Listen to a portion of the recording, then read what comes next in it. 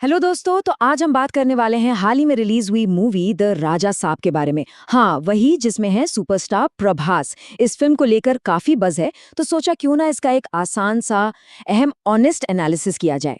चलिए देखते हैं आखिर ये फिल्म है कैसी। सबसे पहले इस फिल्म की जो सबसे खास बात है वो है इसका जॉनरा। ये कोई सिंपल सीधी फिल्म नहीं है, बल्कि सोचिए, हॉरर भी, कॉमेडी भी और फैंटेसी भी, तीनों का एक अनोखा सा मिक्स है। तो सबसे बड़ा सवाल दिमाग में यही आता है, क्या ये तीन अलग-अलग दुनिया एक साथ मिलकर काम करती है? मतलब क्या डायरेक्टर का ये एक्सपेरिमेंट सक्सेसफुल हुआ? आइए इसी का पता लगाते हैं। इस पूरे चर्चा में हम सबसे पहले फिल्म के नए एक्सपेरिमेंट को समझेंगे, फिर प्रभास के परफॉर्मेंस पर बात करेंगे, फिल्म के दूसरे सपोर्टिंग पिलर्स को देखेंगे, फिर साफ साफ बात होगी कि क्या अच्छा है और क्या बुरा, और आखिर में अहम आखिरी फैसला कि फिल्म देखने लायक है भी या नहीं। तो चलिए शुरू करते हैं पहले सेक्शन के साथ। आखिर ये नया एक्सपेरिमेंट है क्या? फिल्म की कहानी राजा साहब नाम के कैरेक्टर के इर्द गिर्द घूमती है। होता यह है कि वो अपने परिवार के पास से जुड़े कुछ गहरे और रहस्यमयी राज का पता लगाता है, और इस सफर में उसका सामना होता है सुपरनैचुरल चीजों से और कई छुपे हुए सच से। देखिए, कागज पर तो ये कॉन्सेप्ट सुनने में, पढ़ने में काफी काफी इंटरेस्टिंग लगता है, लेकिन जब बात पर्दे पर आती है ना, तो इसका एग्जीक्यूशन थोड़ा सा अनइवन है।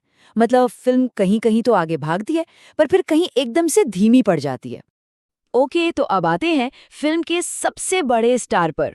चलिए देखते हैं कि प्रभास ने इस यूनिक कैरेक्टर में कैसा काम किया है। देखिए, प्रभास का स्क्रीन प्रेजेंस बॉस हमेशा की तरह सॉलिड है। उनका जो स्वैग है और कॉन्फिडेंस है, वो फिल्म को एक मजबूत बेस देता है। कॉमेडी सीन्स में वो ठीक ठाक हैं, और इमोशनल सीन्स में कह सकते हैं कि एवरेज से बेहतर हैं, पर कुछ आउट ऑफ द बॉक्स नहीं है। तो सीधी बात यह है कि अगर कोई प्रभास का जबरा फैन है ना, तो उन्हें उनका काम बिल्कुल पसंद आएगा। मतलब फैंस के लिए ये एक सैटिस्फाइंग परफॉर्मेंस है, कोई निराशा नहीं होगी। एक फिल्म जाहिर है सिर्फ लीड एक्टर से तो चलती नहीं। तो अब नजर डालते हैं फिल्म के बाकी जरूरी पहलुओं पर, जैसे कि सपोर्टिंग कास्ट, डायरेक्शन और म्यूजिक।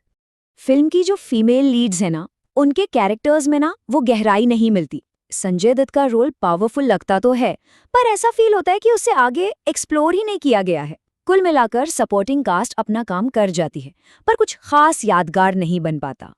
अब बात करते हैं डायरेक्शन और स्क्रीन प्ले की। देखिए, आइडिया तो अच्छा था, इतना बड़ा जॉनरा मिक्स, लेकिन स्क्रीन प्ले कई जगह पर ढीला सा और थोड़ा खींचा हुआ सा लगता है।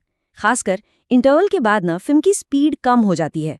अगर एडिटिंग थोड़ी और टाइट होती तो फिल्म का अनुभव यानी एक्सपीरियंस काफी बेहतर हो सकता था। इस फिल्म के म्यूजिक और बैकग्राउंड स्कोर में जमीन आसमान का फर्क है। फिल्म के गाने एवरेज हैं, ऐसे जो शायद थिएटर से निकलने के बाद याद ना रहें। वहीं दूसरी तरफ बैकग्राउंड स्कोर यानी बीजीएम काफी असरदार है। वो कई इंपॉर्टेंट सीन्स में सही माहौल बना देता है।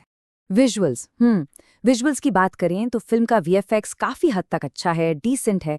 कुछ सीन्स तो देखने में काफी अट्रैक्टिव लगते हैं, लेकिन हाँ, कुछ जगहों पर सीजीआई थोड़ा सा नकली, आर्टिफिशियल सा महसूस होता है, जिससे वो परफेक्शन वाली फीलिंग नहीं आती। तो इतनी सारी बातें हो गई, अब इन सबको जोड़कर देखते हैं कि फिल्म की सबसे बड़ी खूबियां क्या हैं और सबसे बड़ी कमियां क्या हैं। तो यहाँ एक साफ तस्वीर सामने आती है। पॉजिटिव साइड पर है प्रभास का जबरदस्त स्क्रीन प्रेजेंस, अनोखा जॉनरा कॉम्बिनेशन और कुछ आंखें खुली रख देने वाले विजुअल्स। साथ ही ये एक साफ सुथरी फैमिली एंटरटेनर है। लेकिन दूसरी तरफ फिल्म की लंबाई थोड़ी ज्यादा लगती है, स्क्रीन प्ले ढीला है, कैरेक्टर्स उतने स्ट्रांग नहीं हैं और हॉरर का असर ना के बराबर है। इन सब बातों को ध्यान में रखते हुए अब आते हैं अपने आखिरी और सबसे जरूरी सवाल पर। क्या इस फिल्म पर अपना टाइम और पैसा लगाना चाहिए? इस फिल्म के लिए ना ये लाइन बिल्कुल परफेक्ट बैठती है। ये ना तो कोई मास्टरपीस है जिसे आप बार बार देखना चाहेंगे, और ना ही ये इतनी खराब है कि आप इसे झेल नहीं पाएंगे। ये बिल्कुल बीच का रास्ता अपनाती है। तो फिर सवाल ये है कि आखिर ये फिल्म है किसके लिए? देखिए, प्रभास के फैंस हैं या फैंटेसी फिल्में पसंद है और बस एक ऐसी हल्की फुल्की फिल्म देखनी है जिसमें ज्यादा दिमाग ना लगाना पड़े, उनके लिए ये एक वन टाइम वॉच हो सकती है। लेकिन अगर कोई एक बहुत ही स्ट्रॉन्ग स्टोरी ढूंढ रहा है तो थोड़ी निराशा हो सकती है। तो इन सभी बातों के आधार पर हमारी तरफ से इस फिल्म को मिलते हैं 5 में से 2.8 स्टार्स। तो ये था द राजा साहब का हमारा एनालिसिस। अब आप लोग बताइए, जिन्होंने ये फिल्म देख ली है उन्हें कैसी लगी? कमेंट्स में अपनी राय जरूर दीजिए। मिलते हैं अगले एनालिसिस में।